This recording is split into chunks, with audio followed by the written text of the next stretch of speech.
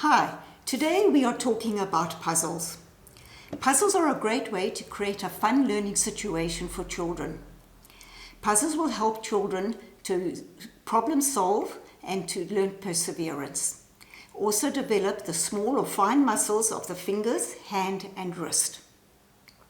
Playing with puzzles encourages the children to look at the pictures more carefully. By doing so, they start noticing differences and similarities, and of course this also develops their visual discrimination. Observe children picking up, moving and twisting a piece of puzzle to fit in the right place.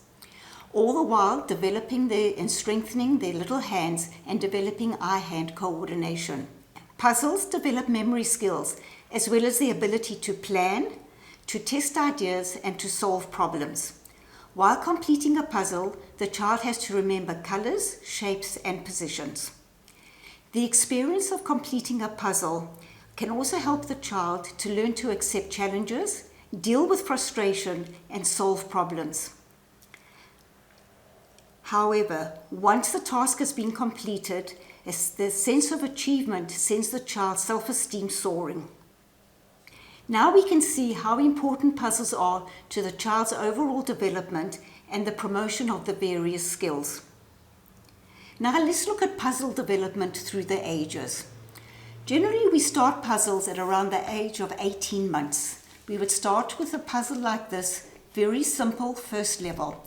One piece fits into one shape.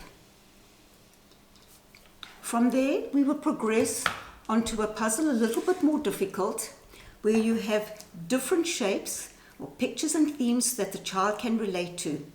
The children will very readily and very excitedly take all the pieces off the board and put them next to the table.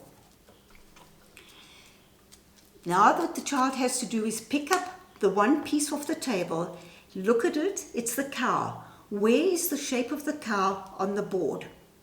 This takes some time and it takes some practice. I prefer the raised puzzles compared to the peg puzzles, because the child can put their whole hand around the puzzle and control the piece in a far easier manner. The age group we're talking about here is from up until about could be even as much as 2.5 years of age. From the one piece fitting into the one shape first level puzzle, we then go on to the inset puzzle. What is an inset puzzle? An inset puzzle has a few shapes fitting, a few pieces fitting into one shape. Within the range of an inset puzzle, you would have different levels of difficulty as well. As you can see, this elephant is far more difficult than the snail. The age group here would be from 2.5 or say just under 2.5 to almost 3 years. It could even be 3 years and a few months.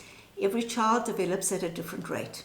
From the inset puzzles, we then move on to interlocking puzzles. We start with the 2 to 3 piece puzzles. Now we have to teach the children how to manipulate the pieces of the puzzle. So we teach them to go from above and gently press the pieces into position. Most children, in fact I think all children, will try and do this and eventually they will destroy the puzzle. Again, we go from above and we gently press it into position. Once the children understand and know how to manipulate the interlocking pieces, they move very quickly through to a 6-piece and 9-piece.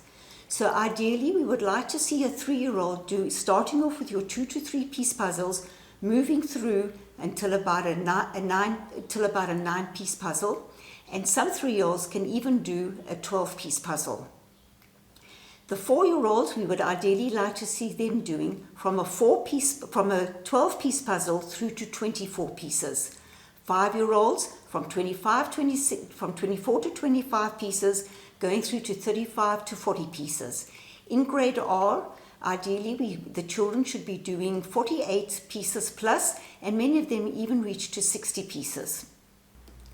Now, how do we teach a child to build a puzzle? Here I have a 12-piece puzzle. The first thing we do is that we take the pieces of the puzzle out the box and lay them alongside the child on the table. We put the box in front of the child so that they can constantly refer back to the picture from the box, or in this case, the manufacturer has given us a poster of the picture. Now, before we even start doing the puzzle, we should discuss the picture first so the child becomes familiar with its content. So in this case here, we have children who are fishing. The fish are jumping out the water. There's a butterfly and there's a bucket full of fish. You could even throw a question to the children as to what is the shape of this puzzle? What season do you think it is? And they should qualify their answer. So here we're throwing in a little bit of language enrichment and a little bit of language enrichment. Now we can start building the puzzle. The first thing we do is we have to find the corners. What is a corner? A corner is a puzzle piece that has two straight edges or two straight sides. So now we have to count how many corners do we have. We have 1 corner, 2, 3, 4 corners. So now we are looking for 4 pieces of the puzzles that have got 2 straight edges.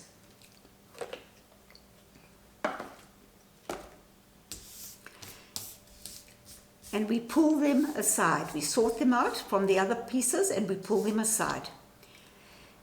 Now that we take one of the corners and we look at the puzzle, at the piece in our hand, and we refer back to the picture and we see where that piece fits on, where the piece is on the picture. In this case, it's the top left-hand corner.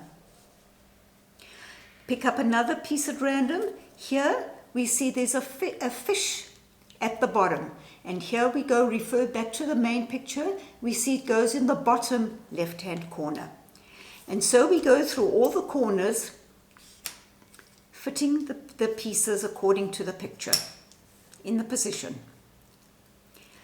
The next thing we have to do is now we're going to build the frame of the puzzle. So now we have to look for puzzle pieces that have got one straight side. Again, we separate those pieces that have got one straight side.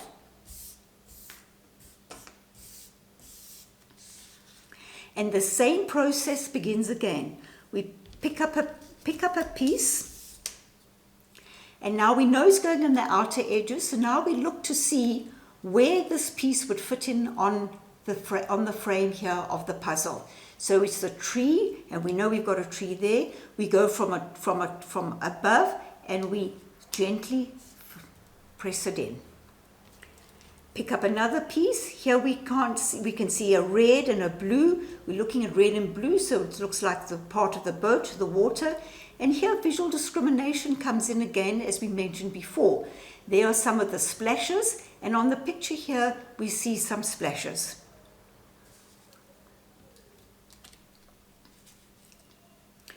Pick up another piece over here, and here I can see a picture of a boy. Look back over here, our main picture over there, and I see the image of the boy. Go back to your main picture, and we see where it would fit. And so we continue completing the puzzle. Each time reminding the children to go from above and slowly and carefully just press the puzzle piece in.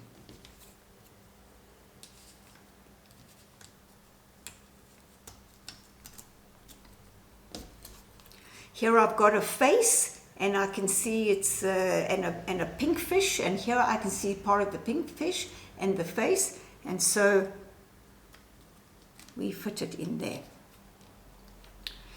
Once we've done the frame, we now do the pieces in the middle. We fill in with the pieces in the center of the puzzle, the main body of the puzzle now. Here it's a little bit, here we have to look more carefully. So we look at the picture here and we see there's some hair, what others, or maybe some colors that we can identify on the main picture here, so that we can fit it in. And then the last piece. Most children will just automatically put the piece in. And if it doesn't fit comfortably, then it must be the wrong piece. But in this case, it's not the wrong piece. It's the correct piece, but it needs to be turned around. So we teach the children whilst they're busy building their puzzles, if the piece does not fit comfortably, if the piece does not fit, it means it's either the wrong piece for that puzzle or the puzzle is in the incorrect, facing the wrong way. Now we have completed our 12-piece puzzle. Puzzles in our family have always been a great fun activity.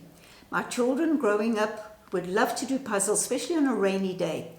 And in fact, my youngest son and his fiancée are now doing puzzles just in the evening to keep themselves stimulated, as they say, instead of watching TV. And they do really great puzzles. So puzzles are for all ages, for all times. I hope I've given you a great insight into the value of puzzles in the early years. Thank you.